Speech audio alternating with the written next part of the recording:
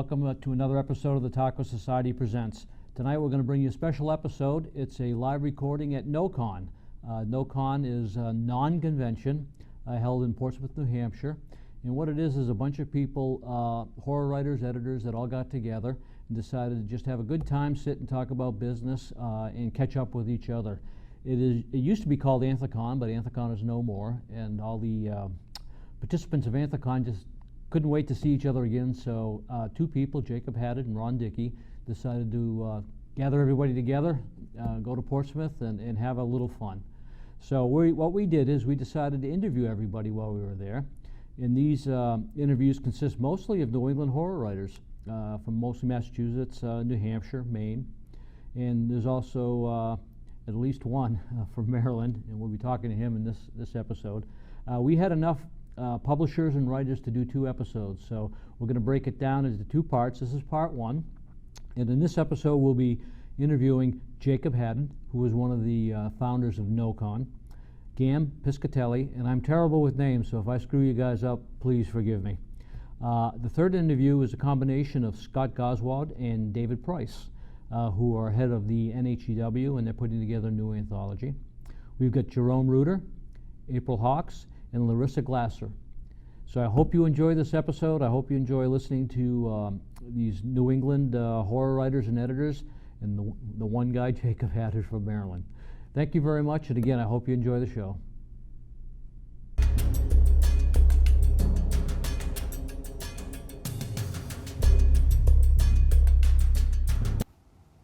Good evening and welcome to another episode of the Taco Society Presents. Today we're in Portsmouth, New Hampshire with the NoCon convention. And you might be saying, what's NoCon? Well, we're going to have Jacob Haddon explain this for us in a few minutes. But in the meantime, we've got a nice audience here. You may hear them once in a while, but we've asked them to be quiet.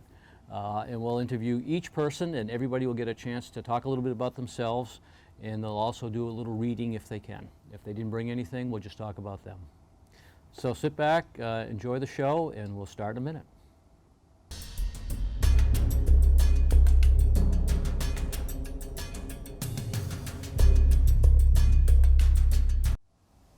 We're ready to start our first interview of the evening, and we got Jason. Jason This is terrible. I mean, I've maggled names all weekend. I'm doing it again. I am. I've had way too much fun last night. So, but we're with Jacob Haddon, who's quite a fascinating figure, actually, with Lamplight magazine, and he's also a writer. Why don't you tell us a little bit about yourself, where you're from, and then we'll get into your work. Okay. So I'm Jacob Haddon, and I'm actually from the DC area, and so this is a little bit further for us, but we've been coming up here for Anthicon, so that's how we know these guys. Now, Anthicon was a convention that was held here yearly. Yep. And they stopped last year. Last year was the last one. It was. And then you had this great idea. Well, yeah, we were like, we want to come up and see everybody anyway, and so my friend Ron and he lives in Canada, so this was kind of in the middle for us. So we were like, all right, well, let's go hang out anyway and see if anybody wants to come join. And unfortunately, a whole bunch of people said yes. But no, just kidding. Glad you guys are here. But yeah, so we were like, oh, we'll just have, and we'll call it NoCon or non-con. Basically, it's not a convention. It's just the good parts of it. We're all just going to hang out. Yeah, and then we decided we'll have some interviews since all these writers are here and talk to them, and that's why you're here, and more people that you'll see after Jacob, and and go from there. That's great. That's fantastic. And last night we all kind of got together, went to Portsmouth, New Hampshire, had a nice dinner. Nice dinner, yeah. Yeah, Coat of Arms, I think it was called. Yep. Yeah. Well, the British place, they have curry fries, which is pretty good. It was a good time. And then afterwards we met at the bar and we all had even further discussions. It was a lot of fun. Yeah. Yeah. So thank you for putting this together, you and Ron Dickey. Yeah, that was great. Let's go a little. Yeah, let's talk a little bit about Lamplight. Okay. Tell us a little bit about the magazine. So Lamplight is a quarterly magazine for horror fiction. We focus mainly on, I would say, quiet horror. It's a Twilight Zone, more the creepy, traditional type of horror rather than say the more rougher stuff that you can also get. No extreme, no Right, visceral, right. yeah. You know, and I'm certainly a fan of those things, but it was we were trying to, like, say, open up to more the quiet side, which I feel a lot of people like, but there wasn't really a place for it. So we started Lamplight, and we are actually at the very end of year 4. Wow, of, that's long. of Yeah, publishing that's it, great. Yeah, yeah. I subscribe to it. In fact, it comes right to my Kindle. It's one of the neat things about Lamplight. If you do subscribe, you don't have to download, excuse me, and then figure out a way to get it to your Kindle. It just goes there automatically. It's good. Give us some of the names of the authors that have been in Lamplight. Well, actually, so Cheat sheet. cheat sheet, exactly. Tim Deal, who actually was one of the former horsemen who ran the convention that we were here for, he was actually in the most recent one. Fantastic story too. Yes. Really good story. Yes, it was. I've had Jim Moore's been in here, Kelly Excellent, Owen, Mercedes Yardley, Yvonne Navarro. I've been lucky to have a whole bunch of fantastic talent come in. Has Bracken McLeod ever been in? I'm not familiar with that No? name No? at all. Yes, actually, Bracken has also been in. Boy, you've got some pretty good authors in there. Who don't you have that you'd really like to have? There are a couple nice. I would love to have somebody like Elizabeth Hand inside. There's some of the bigger names out there, I think, who would fit very well in sort of in the overall vision of the magazine, and she always comes to mind when I get asked that question. So, Yeah, good, good. Okay. I was going to ask you something. It just slipped my mind.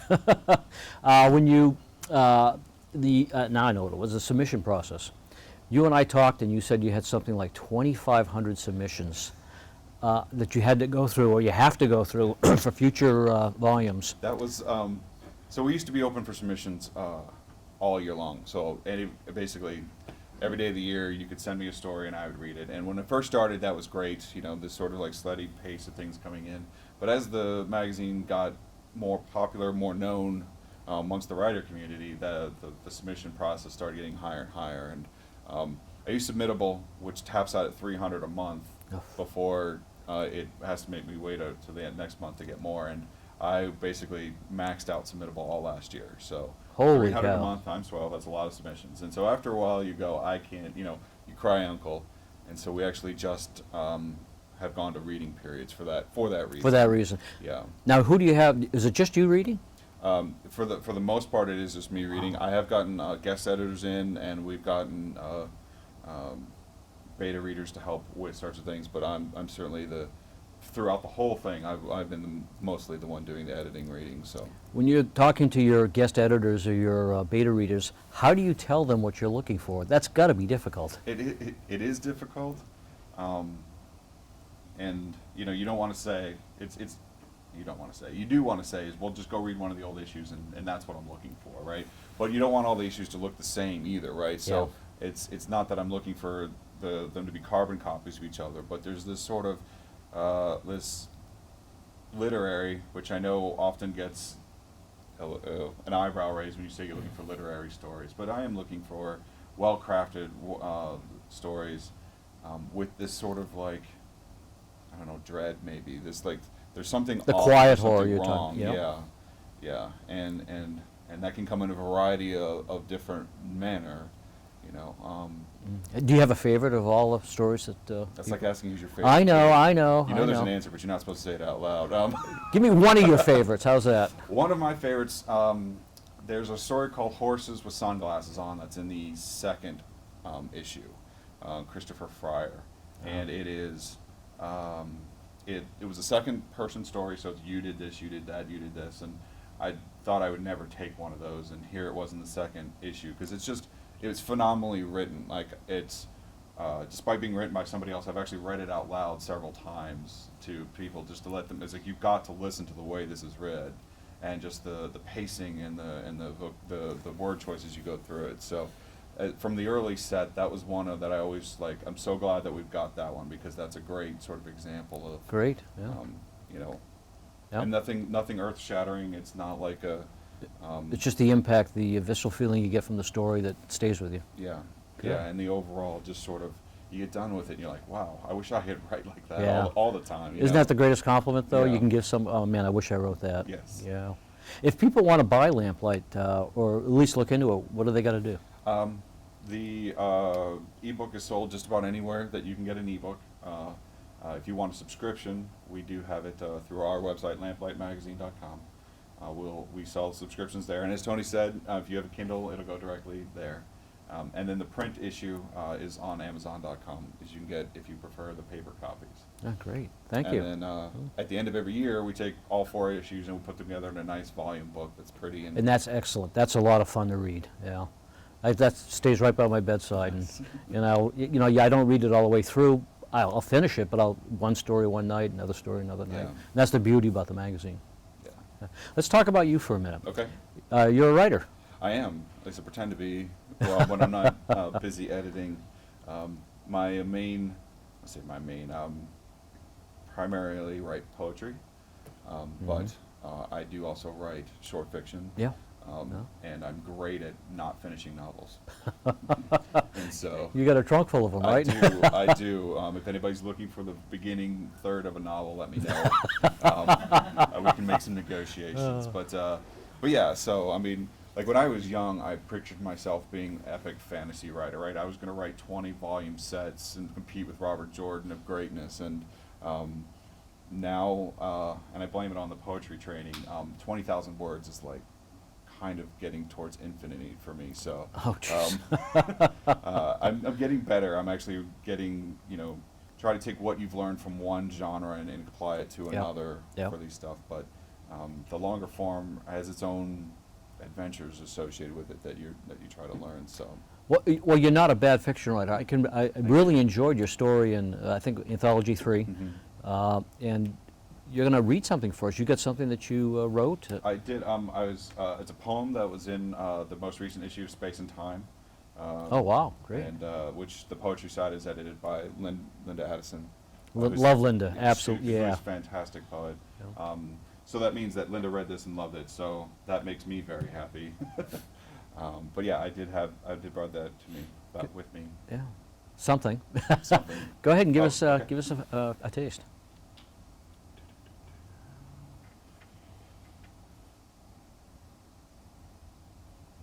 I've lost it. Oh, it's okay. And before you leave, you do have to stand up and show everybody your kilt before you leave. Okay, I will. I dress for the occasion, but you'll have to wait until after the poem to see it. So the poem is called Charon, or Charon, depending upon your preference. I sit in the back of a metal boat, a gold coin on my tongue, a fiberglass fishing pole in my hands. It has been raining for almost 10 minutes, and my father begins to row. Through the tumult, I watch the bobber trailing behind, bow waves arcing into the dancing water, determined to catch one fish before the skeleton at the oars takes me to safety. Excellent. Great visuals. Thank you very much. Thank you. And thank you, by the way, for coming and sharing this with us. Oh, it's our pleasure. Yeah. I hope you do this again and again and again. It's a lot of fun. It's no stress. It's just sit back, have fun, and you get to be with all your friends. Exactly. Yeah. Let's see what those legs look like. Oh, yes. Did you get them? Thank you very much. Yeah, great. Thank you. We'll be right back with another interview.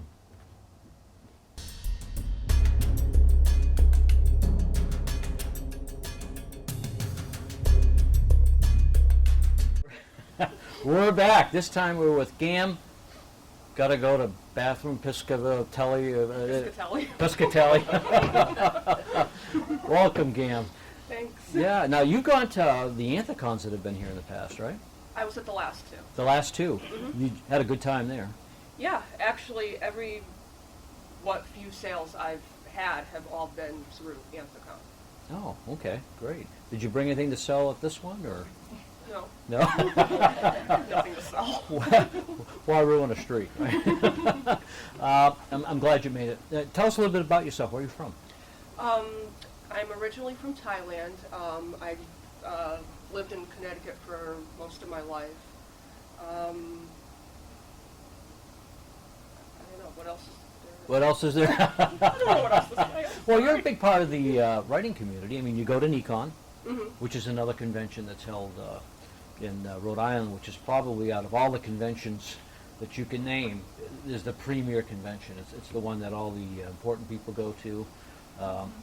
It's NeCon is the best weekend of the year. It is. It absolutely is. Real good friends go to NeCon, and they bond, and they really enjoy themselves. It's a very professional atmosphere, unlike a lot of other cons people could go to. So now we got that out of the way. And you're a writer. You do some writing. Yeah, I pretty much do a lot of flash fiction right now. A little bit of poetry, and I've seen some of your poetry. You sent me a few of them, and they were excellent. Oh, great, thank you. Great, yeah. I'm hoping to get some longer stuff going at some point. Poetry or fiction? Fiction. Fiction? Yep. Yeah. So how many stories have you had published? Okay, so with the NeCon ebook flash fiction contest, I've had 16 publications through them. Excellent. And you've won a few of those, haven't you? Well, yeah, that's the 16. You won all 16? No. Wait. What? No. How many have you won? How many have you won first place where you were the one that chosen to start off? Not honorable mentions. Oh, geez. The majority of them? Yeah. Good. Maybe about 12 of them were Excellent. top winners. Very good. Very good. And I was published also in Lamplight.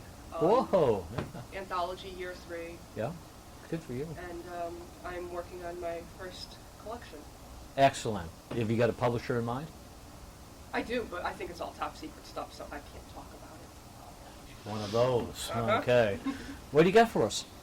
I have a flash fiction piece. It was a winner in one of the NeCon contests last year. Okay, this is called One Day We Will Dance Again. Do you like my gown? Barefoot in a blue slip dress, she radiates elegance. When I bow to her, she giggles and grabs my hand. We dance in slow, lazy circles, the full moon our spotlight. My prom queen, I murmur in her ear. The song she softly hums is cut off by blaring in the distance, growing louder. I hear the sirens.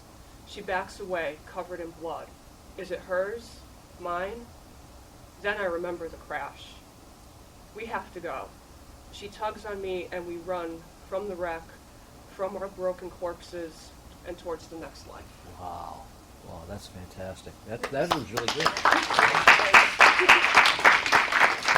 Well, thank you very much for wanting to come on the show. We appreciate it.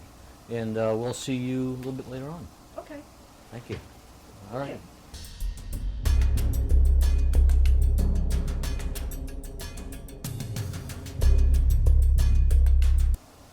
Hey, we're here with our next interviewees. We got two great guys here.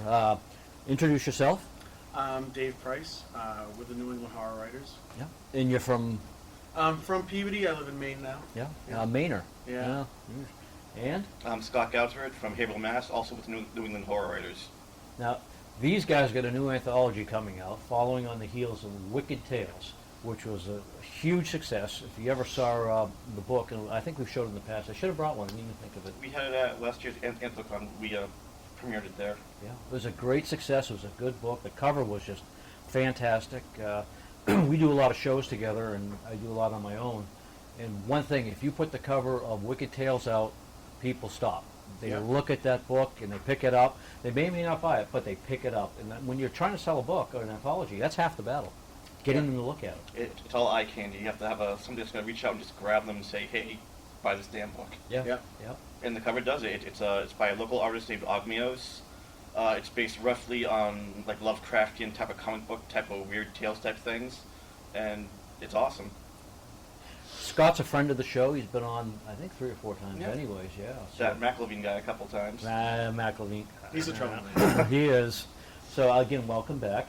Thank you. And talk a little bit about the new anthology. I'll get you both to speak a little bit about it. And also, are you going to read for us a little later on? Or? I didn't bring anything. You didn't? Okay. So we're just going to do this? And, Yeah, okay.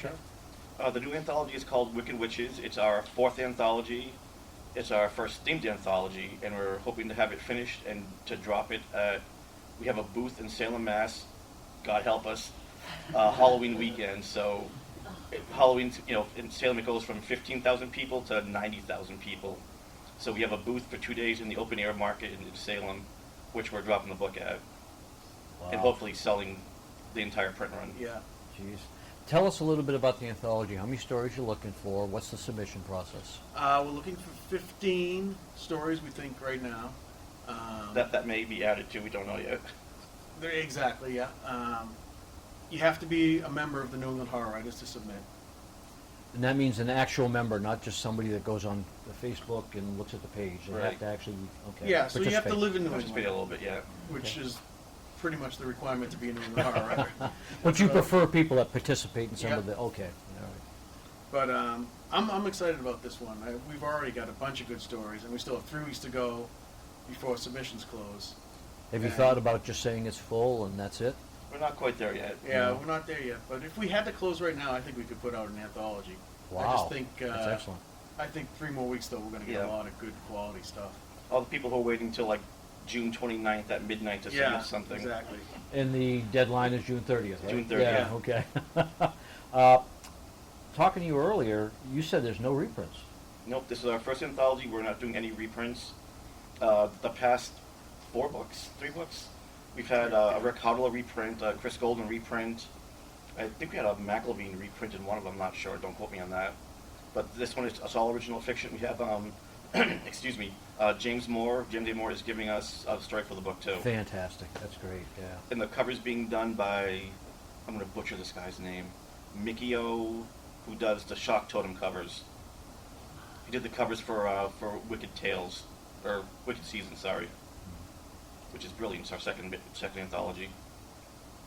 So let's talk a little bit about, again, the submission process. Somebody sends a story to you, what are you looking for, aside from the theme? Well, I wouldn't mind a little more variation, multicultural, witch kind of stories. We've got a lot of people going back to colonial times. That's a Oh. common theme right now. Okay.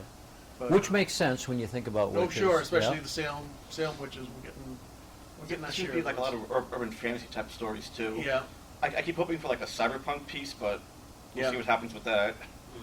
Cyberpunk, you mean something extreme, or? No, cyberpunk, like William Gibson type thing, like Neuromancer. Or, Oh, okay, very I just contemporary. forgot the other guy's name. Such an idiot. Harlan Ellison? or- No, not Helen Ellison. But he would be cool if he'd submit. yeah, that'd be I'd good. take a story in a heartbeat. Who wouldn't? Yeah, true. But something science fiction-y, something other than contemporary, like a contemporary piece. Right. Oh, more science, okay, now I Right. understand what you're saying, okay. So you've gone through the stories that are submitted, and you're looking for, hopefully, something more contemporary than the old Salem witch trials. Correct. When you, is there a style you're looking for, aside from the time period? Not really. No, I don't think so. Doesn't have to be extreme, doesn't have to be Just soft? looking for No. stories that come out and say, hey, we're a good story that are really well written, that aren't too graphic, sexually or violently or whatever. I'm not looking for like overly excessive in gore or anything like that. But you have to pass both of us. Yeah. One no when you're out. So That's so tough. if Dave Now, likes it and I hate it, it's nah. out. Yeah. Can you guys be bribed? I mean, is... Yeah. Oh, yeah. I have no pride. Well, thank you very much, guys. I really hope the anthology does. I'm sure it will do well. I mean, Yeah. if it's anything like Wicked Tales, I'm sure it'll be another huge success. It's a lot of fun doing it. Yeah. Yeah, yeah. Well, you were almost going to wait till next year, but you decided to do one this year. It was very spontaneous. I thought we weren't doing another one until 2017, but Yeah. someone whose name I won't mention, James A. Moore, Oh, is that how it dropped that originated? nugget in my brain and said, hey, you should do one for Salem. I'm like, we should do one for Salem. Well, fortunately, fortunately, you had enough time to do it. Yeah. Good for So you. we had like a 2-month reading period. We have another 3 weeks to go, and hopefully we'll be able to fill it up by then. Rejections gone out yet? Some, Some? and we asked for some rewrites. So Okay. giving And- some people a second chance. Yeah. Well, We have a few that's we good. can't decide on right now too. Yeah. Oh, I'm sorry, I missed that. We have a few we can't figure out what we're doing with right now. Oh, they're right so in the middle? They're in the maybe file. Yeah. Okay. Well, thank you very much. Thank you. Again, I hope this thing does as well as Wicked Tales or better. I hope so. Yeah. Thank you, Scott. Thank you, Thanks Dave. for All right. All right. Cool. Thanks, Tony. Thank you. We'll be back in a minute.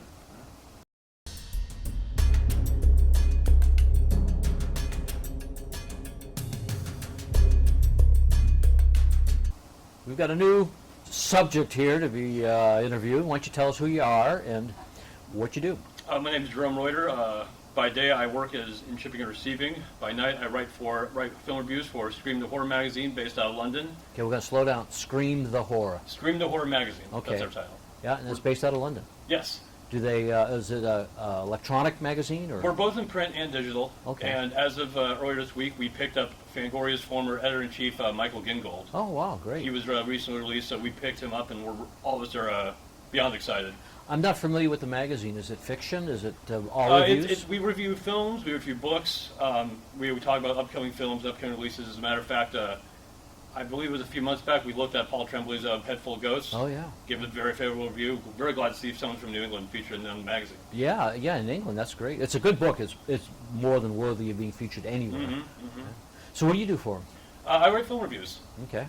I got picked up by them about earlier this year. I've reviewed films such as Der King, Henry Portrait of a Serial Killer, Thanatorphos, and the one I'm going to show today is one of the more recent ones I wrote. Mm-hmm.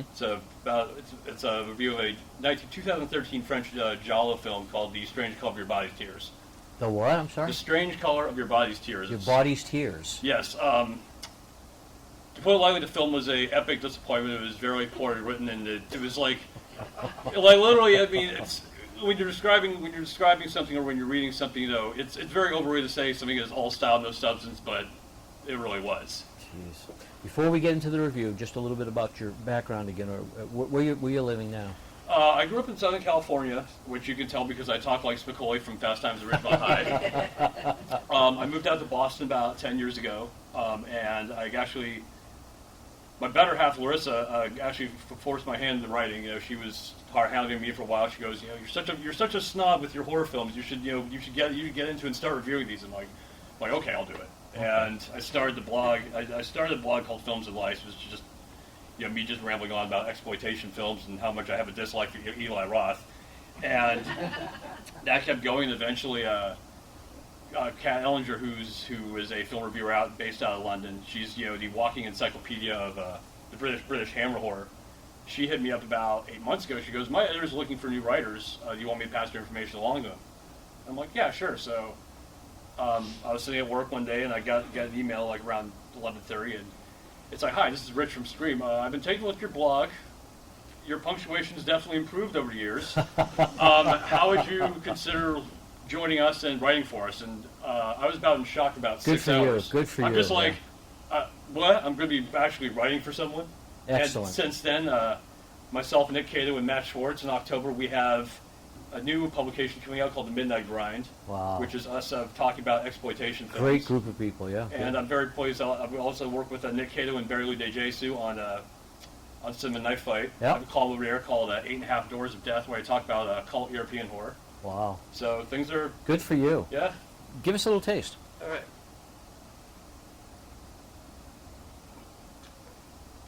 Synopsis film is about a telecommunications worker who comes home on a business trip and finds his wife missing, becomes entangled in a mystery within his own apartment. One phrase that's overused in criticism review is style over substance. It's an easy way to describe something as aesthetically pleasing to the eye but lacking in depth. However, there's no better way to describe the 2000 French giallo film The Strange Color of Your Body's Tears. It certainly has style, and quite possibly too much of it. It's a failed homage to the giallo subgenre of the 1970s. Sadly, it only ends up being a virtual kaleidoscope of overused color saturation. While it certainly has the look of an old jolly at times, it's missing one key element, a stable and steady plot. Conspicuous by its absence is any sort of straightforward direction or fluid continuity. There are still the staples we expect to see, such as the black-gloved killer, the unsavory characters, and the ordinary person thrown into extraordinary circumstances.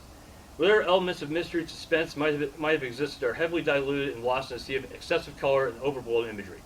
Nothing's really allowed the necessary time to develop or pan out. Characters and subplots are introduced so often it's so easy to lose sight of the story or keep track of the events as they unfold. Watching this film is akin to having a bright, colorful jigsaw puzzle, but without a box top. Aside from the plot lacking direction, the cinematography seems to be completely unaware of where it needs to be. Sometimes it's a straightforward approach, other times it shifts to black and white, or retreated to annoying and distracting image within an image shot. One might make the argument that this is an artistic endeavor, but here it just becomes across as pretentious pseudo art house dribble. There's a fine line between art and a film trying way too hard to impress an audience with its imagery. This is most certainly a film that falls in the latter. If the plot had been stronger and the story well written, some of the techniques might have worked. When it's excessive just to be excessive and colorful, everything gets lost and the whole endeavor becomes pointless. There might be a few hardcore Giallo fans who might like some of the aspects of this one. There are a lot of references to several other works in the genre, as well as a nod to Scream Queen and The Witch Finish. However, that's another problem that this one has. It relies too heavily on the viewer being familiar with the genre, so anyone new to the world of the allure of the Italian crime novel would dismiss this altogether. That's the final nail in the coffin, and also why it fails to stand on its own 2 feet as anything memorable or worth watching a second time. Wow. I know one film I'm not going to be watching. Thank you very much for Thank you, sharing that Tony. with us. Thank you. Thank All you. right.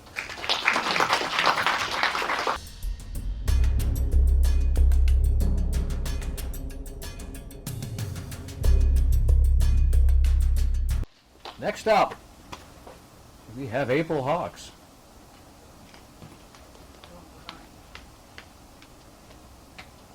I'm with Creepy. I'm with Creepy. Yeah. And that's pointed towards me. It is now. Okay. This is one of my con shirts though. Oh, okay. Yeah. Creepy. Okay, we're with Rachel. Jeez. Yeah, Okay, Dave's that's cut funny. that. Actually, that's really funny because if people mistake my name, they usually call me Rachel. Rachel? Yep. We're with April. April Hawks.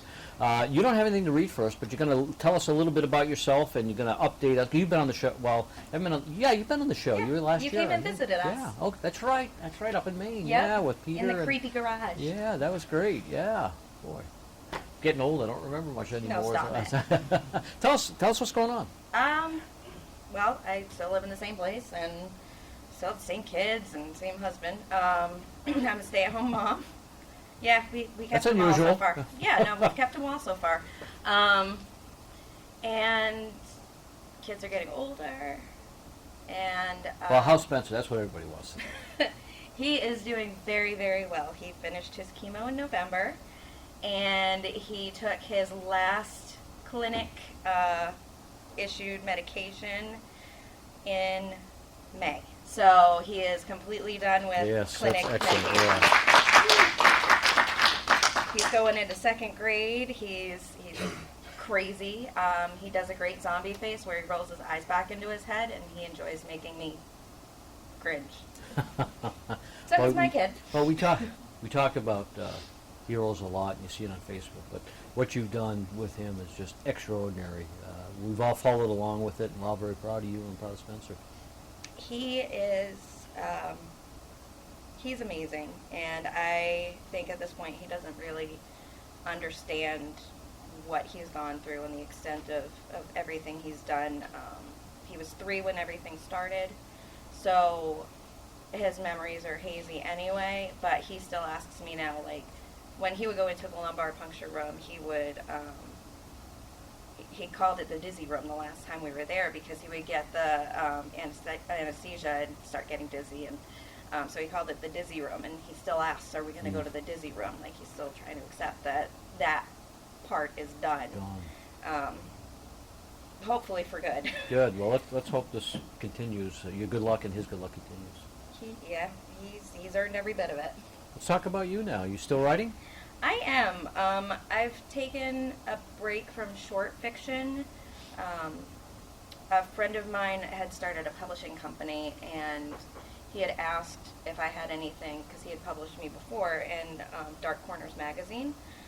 I believe it was Spare Change that got published. Who's the friend? It was Craig McNeely. Okay. And he had started a publishing company, and for various reasons, the publishing company is no longer in effect, but he had contracted me to write this novel, or to finish a novel I had started, based on a date with my husband.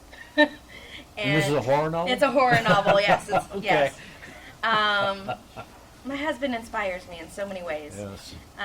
So it's called The Birthday Slasher, and I got my rough draft done finally, and I got all the rewrites for that draft written up. So now I'm working on getting them in my computer and moving forward. Good for you. I'm working on really focusing on completing this project because, like Jason, like Jacob, I still have lots of partially started novels, and it feels good to have one done.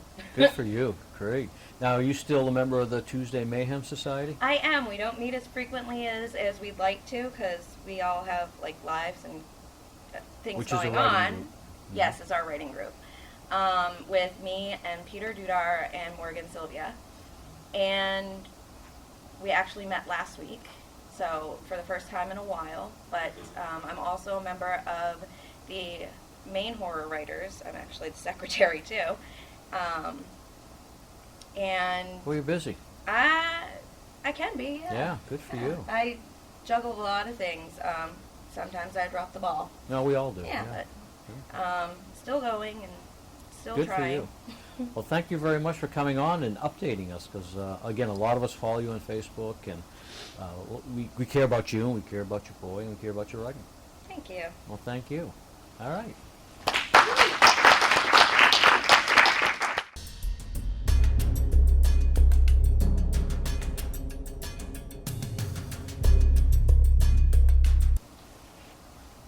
We've got a special guest here, somebody I've known not a whole long time, maybe a couple years now. Years. Yeah, we met at I think it was NeCon when we first met. Yeah. And then I got to know you a little bit more at Cat and Barry's wedding. Two authors, two horror authors. And then obviously on Facebook we see each other all the time. And you're a very multi-talented person. You do music. And you're recording a CD now, right? My CD is actually done. It's done, okay. Basically, Larissa Glasser. I basically about 15 years ago, I formed a metal band. with Heavy metal band. Friend Yep. of mine who is actually now based out of Norway. But we've kept in touch over the years, and we actually still work together over the internet. And she sends me things, and I send things back, and I sort of compile them. And my band's Hexery. What is it? Hexery? Hexery. Yeah. Okay. Is there a special meaning behind that? It means that's the Norwegian word for witchcraft. Oh, okay. So, All right. it's themed. But the CD that we're talking about now is actually a sort of solo acoustic project. That's a difference from heavy metal. Yeah, quite Yeah. so. But once you hear it, you'll You'll see the connection? You'll sort of wonder, yeah, because Okay. it's still me. Uh-huh. Now you're covering a famous group. Well, I like to think that they're really famous. I mean, Paul Tremblay likes shellac, so that's pretty Shellac. much it. Okay. Yeah. I don't know if you ever heard of an older band called Big Black. I don't know if You don't know. I don't know heavy metal. It's the weird stuff. I like it. I was actually sort of surprised. I sort of wanted to. I'm a librarian, so I deal with copyright law all the time. So I sort of was like, I don't want to do this without asking permission, but I really want this song to be on the CD. Mm-hmm. So I found a way to get in touch with Steve Albini, who's basically the brains behind Shellac, and I was surprised. And you got the permission. Yeah. Fantastic. So Now, I was happy. When's this going to be out? I should have the CDs in a couple weeks. So it's actually NeCon? done. So NeCon you'll have CD, or you hope to? Yeah, I'll be selling at NeCon. If people want it, then I'll have it. So. They're lining up now. I can. We'll see. Yeah. That's great. Bracken's getting a special one. Oh, is he? The special edition 2 CD set, or is it? No. It's yeah. He'll share the information once it's in his hands. Okay, that's great. Good. Okay, and you're a writer. I am a writer of mostly horror, and I've actually got a story coming out in an anthology next month. In July. I actually sort of wrote my first science fiction story, and ended up getting published. So. Oh, fantastic. Now, what kind of horror do you write? Is it extreme? Is it quiet horror? I think just sort of more on the dark fantasy side of things. Okay. And, ghosties. I try not to deal with tropes too often, but, just whatever fits the The plot theme, and the yeah. characters and the theme. And, it's just generally a dark view of things, but, the bad guys win, but they don't win in the end. that's They the don't- kind of story I like. They can't celebrate their They winnings. can't. They, No. they basically sabotage themselves. Oh, that's jeez. just that's the sort of story. But there's a lot of carnage involved. So. Oh, that's good. We Yeah, all love that's carnage. the fun stuff. You've got something to read for us. Yeah, this actually, there's a huge Anthicon connection here because I went to the first Anthicon and met Sean McComber, who later solicited me to contribute to this anthology of the Healing Monsters, which is published by Decimation Press, based out of Pittsburgh. And there's another connection here. A really cool guy I met here at the first Anthicon, Dustin LaValle, has Crohn's disease, which is really awful. You know, as a sufferer of digestive problems myself, I understand that it's a really horrible disease. So this is basically a benefit anthology for him to cover his medical expenses, and it was also there was an older publication called Metal Maniacs, which is Catherine Ludwig was part of the editorial team, and that was the only heavy metal magazine that I ever subscribed to, because their coverage was actually not dealing with image at all, like Rolling Stone will be or Spin will be obsessed with an artist's image, or like how satanic are you. This was all about the music. Okay. Yeah. So unfortunately, Catherine did succumb to her Oh, that's sad. to her cancer Yeah. 2 Januaries ago. But the proceeds from this volume will also benefit her her son's education. Oh, her son good. Max. Great. So this has actually been a long time coming. At the last Anthicon, Anthicon 3 I think it was, I actually read the ending of this story with Jacob Haddon and Christy Schoonover and Monica O'Rourke. I had to read after Monica O'Rourke. That's tough. that's a tough follow-up. But So what do you got for us? The beginning I'm of the just going story to give you now? the beginning. Okay. I'm going to give you a brief beginning of my story, Imperator Terror Lizard, which is sort of me having fun with dark fantasy, sort of dying world, dystopian sort of tale. And I will also plug The Healing Monsters is now available on Amazon and has an introduction by John Skip. Ah, So I have to. My story is right after his introduction, so I have to follow first up that story. as well. That's good. Excellent.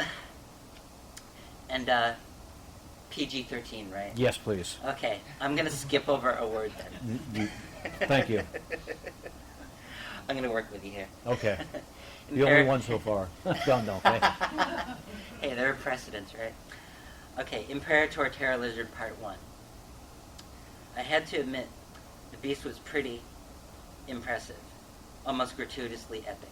Even from way up in the observation deck, I could appreciate the menace of our creation.